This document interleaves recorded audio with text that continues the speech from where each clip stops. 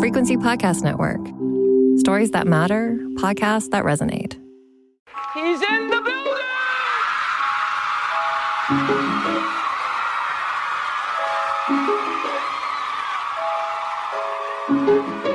Drink the moment. Drink it. I said, empty your mind. Coquettish and coy. Ow. Ow. What? And there's people that are dying. The wickedly talented. More than great. It was historic. Crack is Wow. Oh, good for you. I have to apologize. One of the hottest. Hey, hotties. Welcome to The Reheat, a podcast that re-examines the hottest celeb news and scandals of yesteryear and asks, how would we react to the same events if they transpired today? I'm your co-host, Sadaf Hassan. And I'm your co-host, Sarah Sahagian. This week, it's time for another Hot Off the Press. That's when we do a mini-sode that discusses the salacious headlines that are currently obsessing us. So, this month has already been full of interesting gossip, and it's just getting started. Not only is Lily Allen still spilling the tea on David Harbour in her press appearances to promote West End Girl, but the Daily Mail also reports that Millie Bobby Brown filed a harassment and bullying claim against David Harbour before shooting season 5 of Stranger Things. So this is getting quite intense. Harvard plays her dad on the show. It's kind of wild. Yeah, it is kind of wild. Do you think his career is over, Sarah? I think there's a space for him to do manosphere movies that are for misogynists. I think that is a good business model if someone wants to just exclusively do movies like that, if they just want to be rich and they don't care about morals.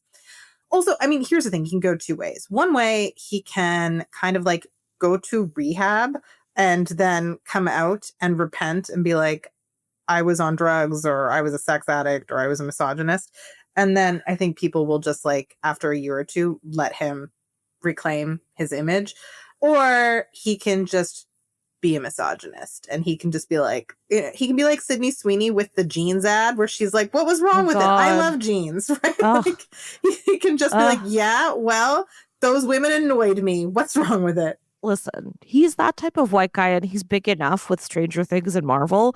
I feel like he just needs to lay low for a bit and he's going to be just fine. But he's about to go on a Stranger Things press tour, which is going to be fascinating. And awkward. Like, that is going to be really hard. And he's going to need his publicist around him all the time.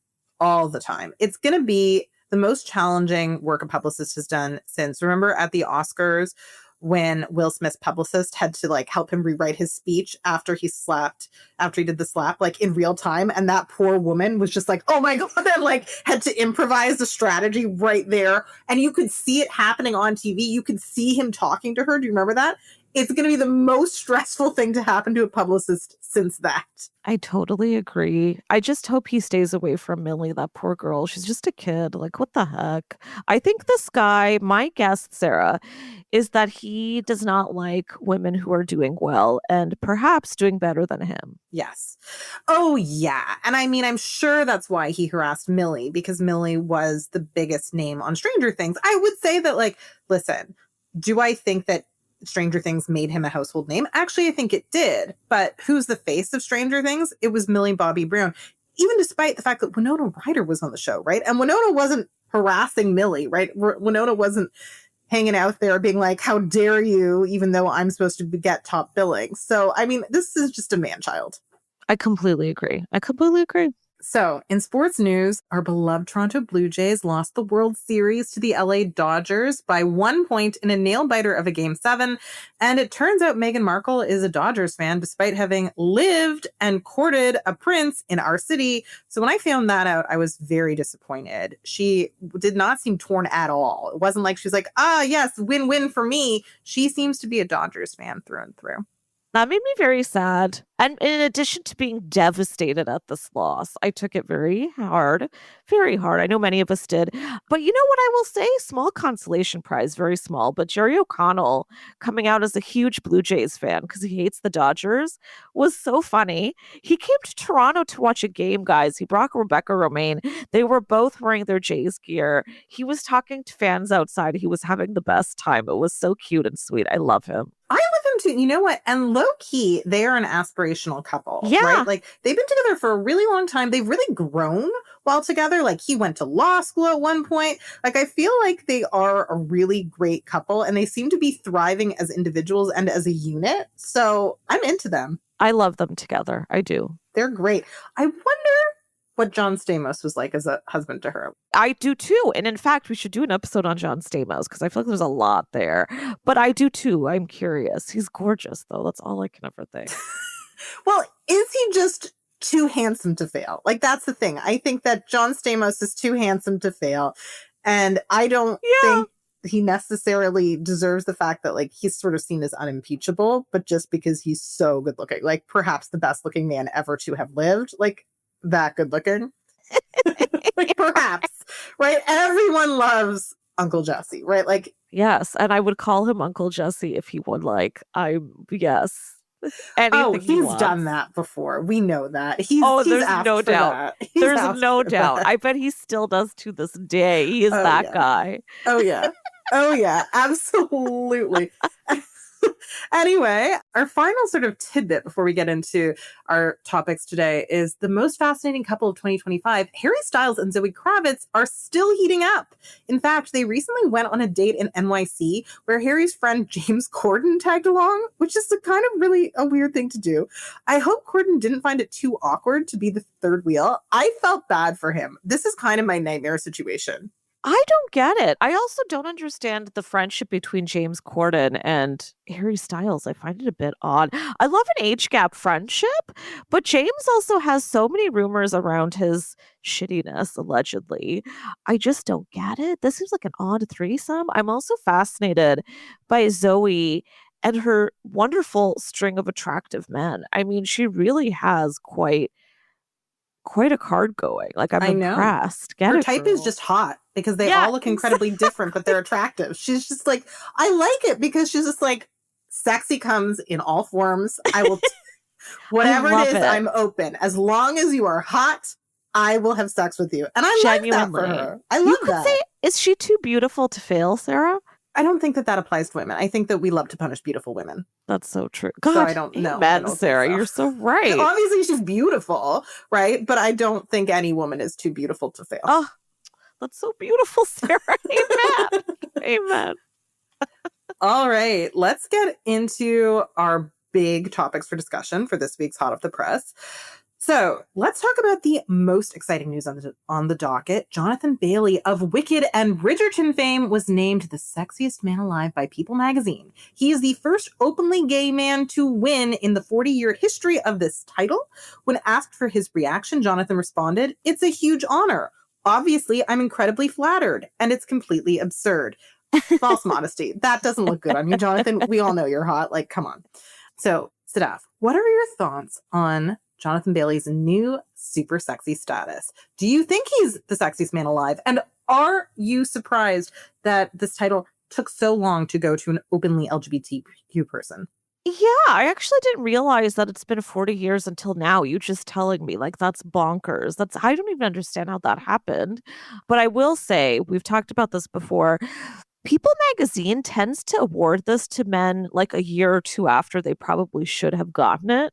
And I feel like this is one of the rare times where I'm like, no, this is perfect because the Wicked sequel is about to come out. So it's perfect timing for both. And he is incredibly sexy, incredibly sexy. Like, I don't know a human being, whatever gender, whatever anything, who is not attracted to Jonathan Bailey. Like, this is well deserved. He's a gorgeous, goofy man. And by the way, I always find it funny when they then give their quotes as if they've just been surprised with the honor. But the reality is, like, he did a whole photo shoot and he's on the cover. I know. Exactly. Yes. I had no idea when I did this photo shoot. Exactly. No clue. Exactly. It cracks me up. But it is a funny thing then to be like, do you put that on your resume that I was People's Sexiest in 2020, whatever? It's hilarious. It is hilarious. And I mean, I think he was a good sport because there are rumors going around now that no one wants this title anymore. Yes. It's kind of cringe, right? And so Wicked is coming out this month. The announcement of this title is perfectly aligned with the press tour for Wicked. They want it to win Oscars. They also want it to make a lot of money. So this is a professional doing his job, right? Yeah. Obviously, Universal campaigned for this. They lobbied people to make it Jonathan. And Jonathan's the right choice, right? But these choices aren't made in a vacuum. You have to be willing to do the photo shoot. People have to suggest you usually. It is interesting. I think he's a professional. He has made jokes about how he's the first sexiest man alive who can truly appreciate a sexy man. I love that. Yeah. I think that that's cute. And listen, this is a man who just oozes sex appeal, right? And in part, I think because he's an excellent actor. Like in Bridgerton, I know he does not play a queer character in Bridgerton, but he's really, really good at making you believe he's in love with his love interests. So yeah, he's great. And Fellow Travelers, by the way, is another great show that was on Amazon Prime. He was also wonderful in that show You and I Love, Sarah, that Phoebe Waller-Bridge did before Fleabag. I'm just forgetting what the hell it was called. Do you remember? Crashing. Yes. Crashing. Okay. Yes, he was great in Crashing. He is a handsome, talented man, right? I find professionalism very sexy as well. He's good at promoting Wicked for good. I'm very excited for this movie, as I know you are too.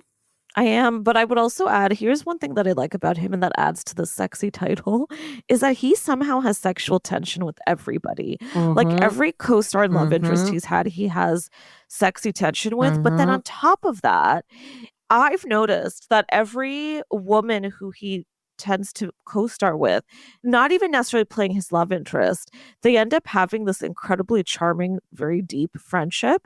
Like I noticed during the Jurassic Park press tour, he and Scarlett Johansson got on so well. Oh, very well. Very well. Him and Ariana Grande during Wicked, him and Simone Ashley during Bridgerton. Like there's always this little spark. They've got inside jokes. They can't stop laughing. They're so charmed by him.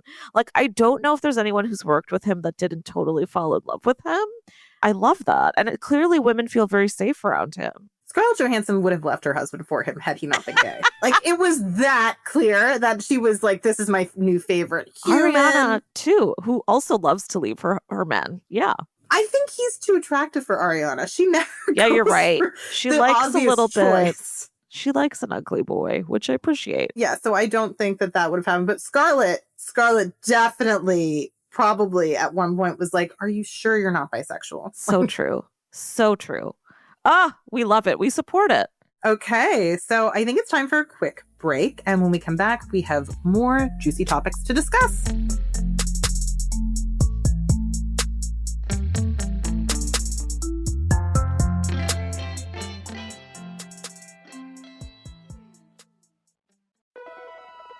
I'm Alex Sujong Laughlin, and on every episode of my new podcast, Try Hard, I'm talking to someone about something they've always wanted to do, but haven't. Yet. First, we dig into why they want to do it and what's been getting in the way. And then, we set a challenge for them. You can listen to Try Hard from Defector Media and Radiotopia wherever you find podcasts.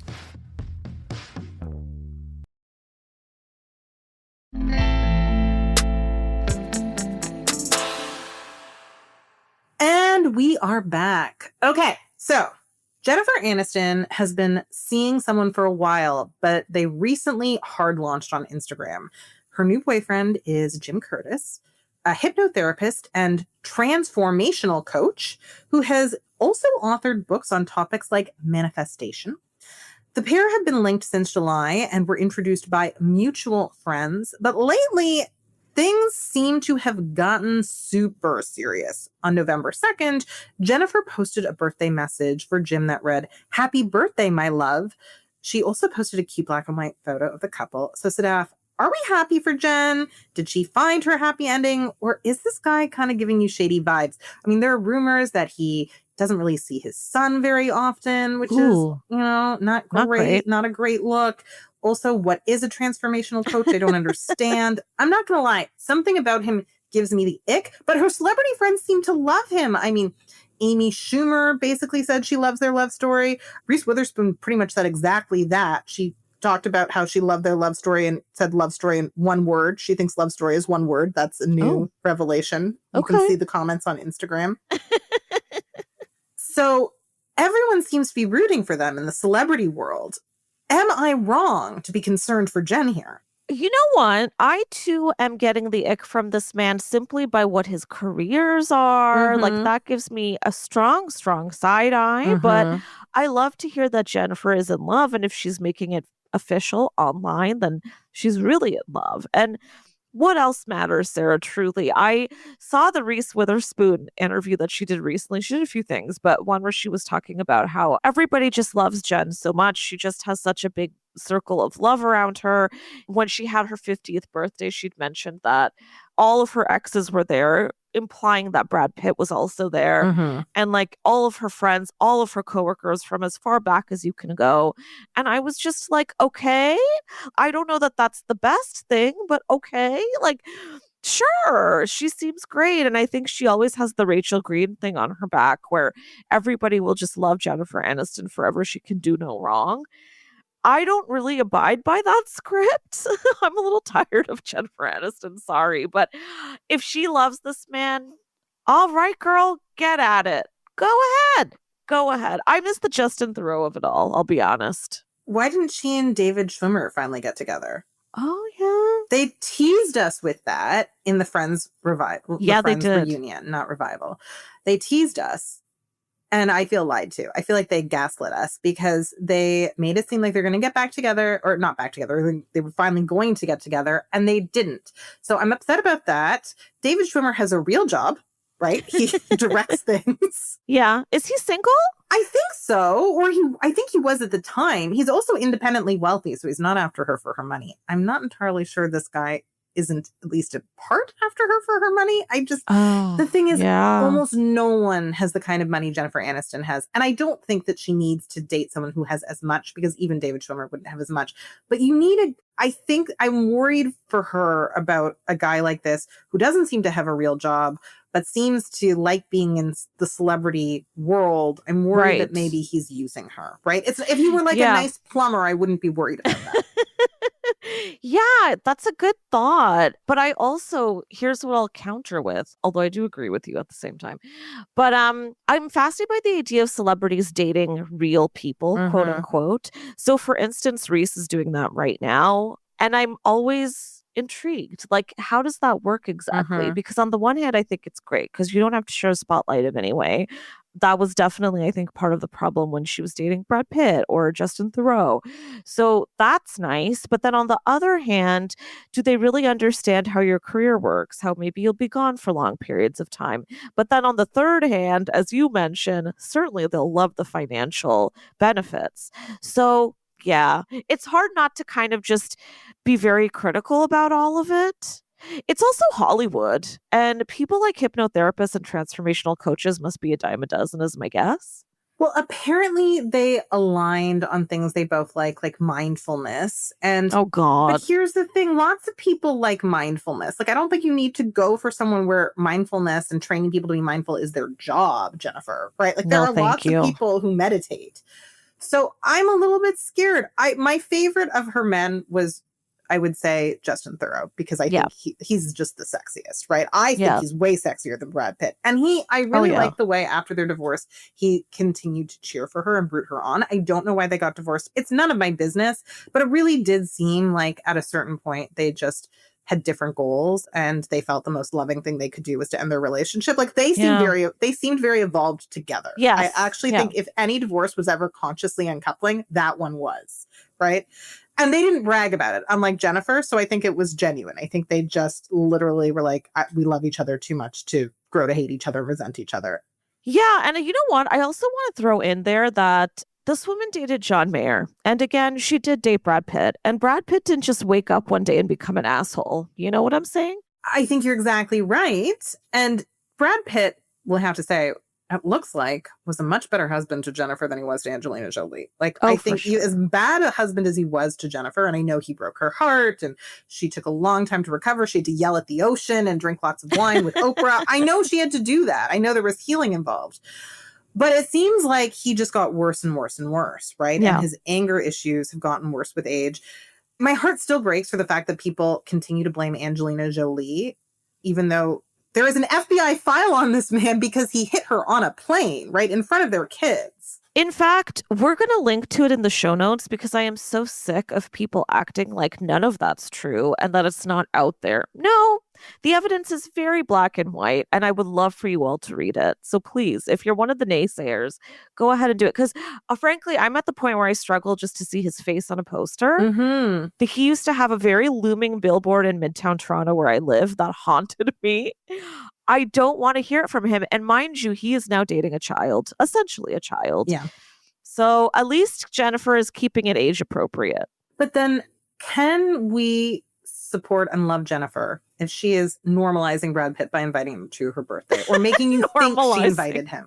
Like, she's making you think she invited him, right? That she included him. So that's basically her saying, I don't think he's that bad a guy because I'm not afraid for you to think he was at my birthday party, right? Yeah. I would distance myself. I would say, I did not invite Brad Pitt. I would do what Dita Von Teese did and just be like, I hate my ex-husband. Yeah. He's awful. We do not hang out. We are not friends. I'm distancing myself. Well, also because I feel like Brad would be okay with that. He does not seem to give a shit about what other people say. But I will say, to be fair, it was Reese Witherspoon who was saying the bit about her ex's, Jennifer's ex. Oh, I forgot that. I forgot that. But that's still fair. But I think that actually says another thing, which is that Jen will never say it herself, but her friends are saying it. And even when Reese said it, she heavily implied it, but she didn't use his name. And so I think that's very clever. Like, I think they're all being so smart about the way that they say Jen still has ties to Brad. You will never find it directly written on paper, apart from that table read they did together with a bunch of other people a few years ago.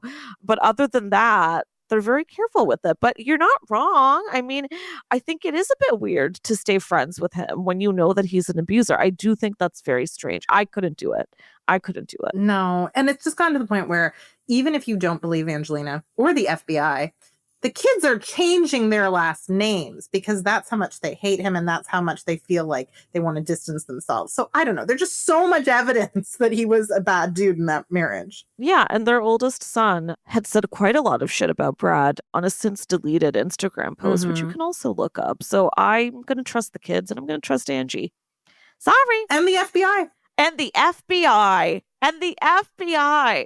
By the way, just a disclaimer, we're not saying, as we always say in our episodes, that we're pinning his history of abuse on Jennifer. That's not what we're doing. No. We're simply saying, if you put yourself in her shoes, would you really want to stay friends with a man who has a history of abuse that's been very well publicized? I don't think so, because as Sarah said, it normalizes that behavior. I don't like it. Exactly. What I would like to see instead is for her to invite Angelina Jolie to her birthday. Oh, that's my fantasy. That is my fantasy. It might be awkward as hell. Well, yeah. And also, I don't know if Angelina Jolie is like fun at a party. Like, I respect her. I don't think she's fun. What about you? Sorry. I disagree. I think don't forget how she used to be. Like her branding from way back before. She was probably the most fun girl at a party. And I bet she still has that in her. I think so, Sarah. I think so. I would rather party with her than Jen. I mean, I think it would be interesting. I think it would take a while. I think she'd resist. I think she'd be like, I don't do that anymore. I don't do that anymore. I think it would take a lot of glasses of wine to get her to dance on the table. Like, I think maybe it's still there. I don't know. It just seems like right now her idea of a good time is like selling Girl Guide cookies with her kids at the park or whatever. Aww. You know, there have been paparazzi photos like that, or her taking them to Urban Outfitters, right? Just like, LA mom stuff. But you're right. Moms can have fun too. I'm a mom. So, I mean, I want that for Angelina. I hope that she gets to enjoy herself. You know, single moms deserve pleasure. So, okay, like I invite her to the party, Jen. I bet Jen has great parties. I think so for sure. And I think every celebrity is there, but I also fear that it's a very white type of party. Like, do you remember that photo Kristen Bell posted a while back where she was having dinner with Dax and Jennifer was there, Jason Bateman was there. It was like a who's who, but everyone was very Caucasian. Oh, yeah. And the internet was horrified. Yes. That's a Jennifer Aniston party. Yes. Well, Kristen Bell is now having her reckoning. She sure is. Not all her fault. I mean, Dax Shepard shouldn't make jokes about trying to kill his wife. That's Dax is not funny. We're going to do an episode on her. Stay tuned in a few weeks. Stay tuned, because Kristen Bell is actually perhaps one of the most relevant people when it comes to pop culture over the last 2 decades. Like she's always relevant. She's always in the mix. Like there's never a time when she doesn't have a hit show or a hit movie, even if she's just voice acting, right? Like, and so we'll do something like that. I just also think it's really funny that all the little girls who grew up listening to her as Princess Anna are like now the teenagers who are watching Gossip Girl again on Netflix. And I'm like, oh, it's because you need the Princess Anna voice. It's because something in that soothes you. I think that's why. I think that's probably true. That's very sweet. She should do a ton more voice acting. She's very good at it. But again, TBD, we're going to talk about it in a few weeks. So come back to the reheat. Okay, it is time for our final topic. Tyra Banks is trying to make hot ice cream happen. So Tyra now lives in Australia. I love that for her, where she has an ice cream company that is hilariously named Smize and Dream. That is the real name of the company. They even have a shop in Oz. So if you are listening to us in the land down under, you can go and try her products, which I checked them out on Instagram. It does look delicious. I mean, ice cream, it's hard to mess it up if you actually make ice cream. It looks good.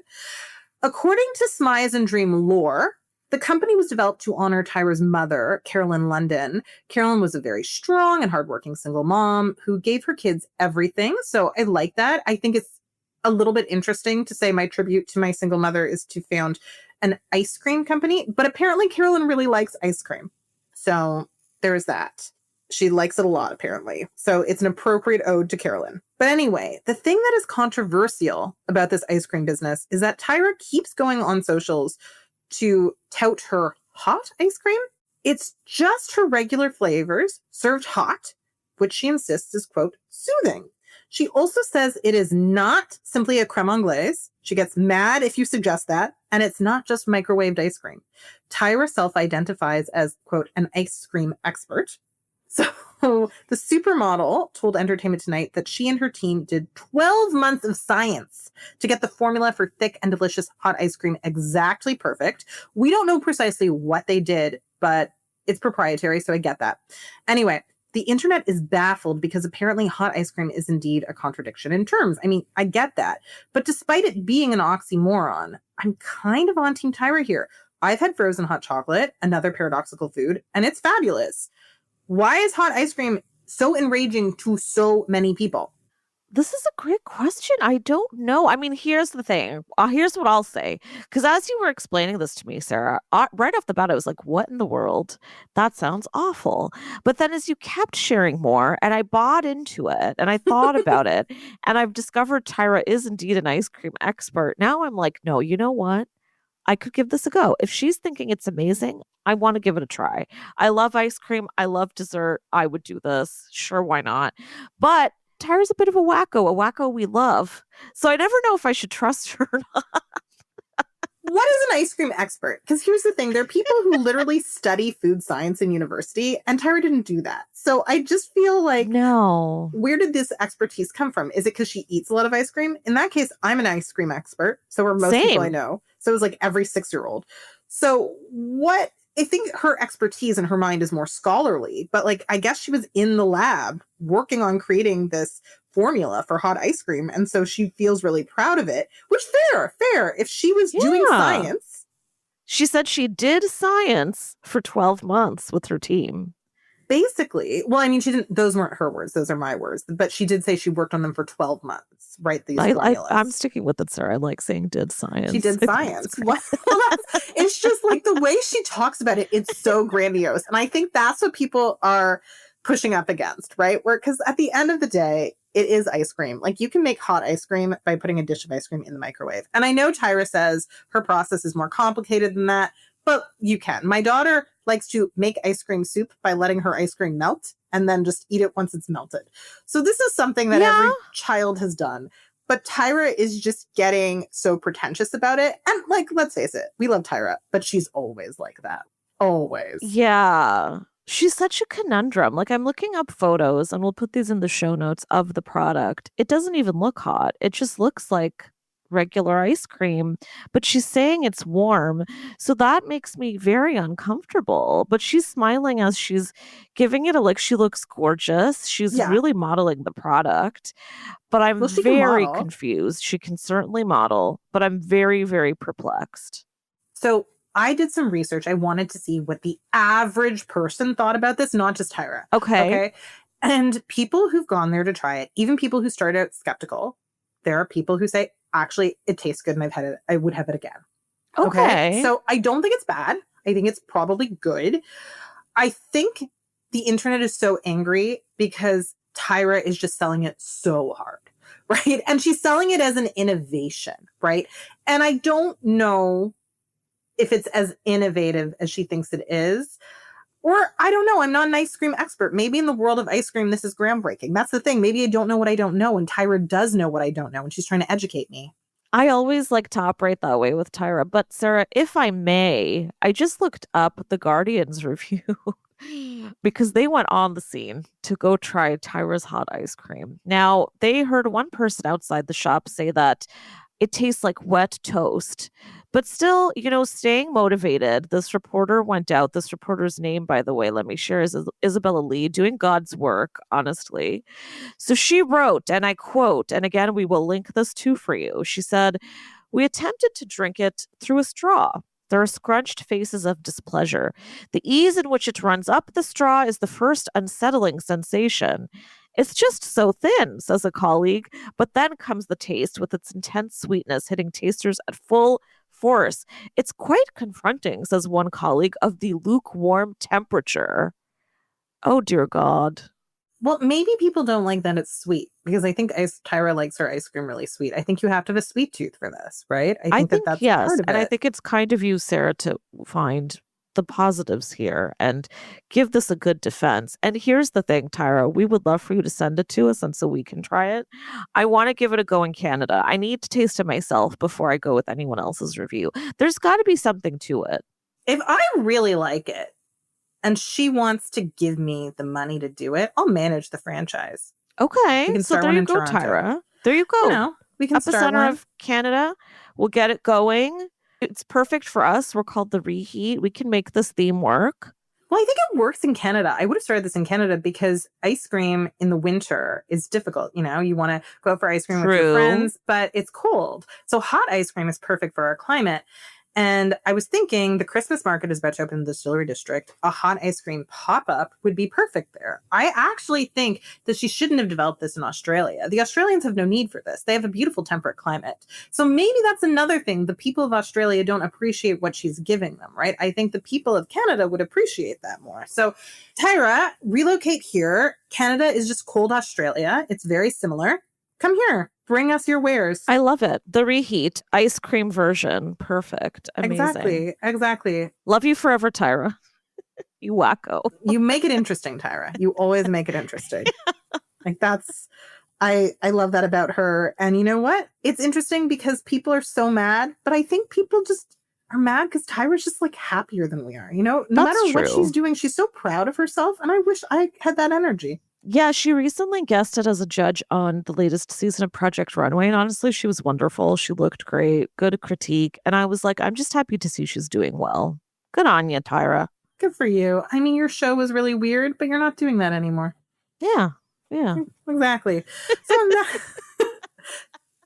and on that note, that is this week's episode. Thank you to all of our wonderful listeners. We hope you'll come back next week because we have a lot more stories to cover. You can listen to The Reheat for free on the Seeker app. You can also find the show on the Frequency Podcast Network or wherever you prefer to get your podcasts. If you want to hear more from me, you can find me at Sahakian Sarah on Instagram. Sadaf, where can our lovely listeners find you? Listeners can find me on Twitter at _StaffSon. And if you liked this podcast, rate us, review us, subscribe. That way everybody else can find us too. And if you'd like us to keep growing, and hey, if you'd like to guest on the show, if you'd like to suggest the next person we cover, you can do that over on our Patreon at patreon.com/The Reheat. Thank you for listening.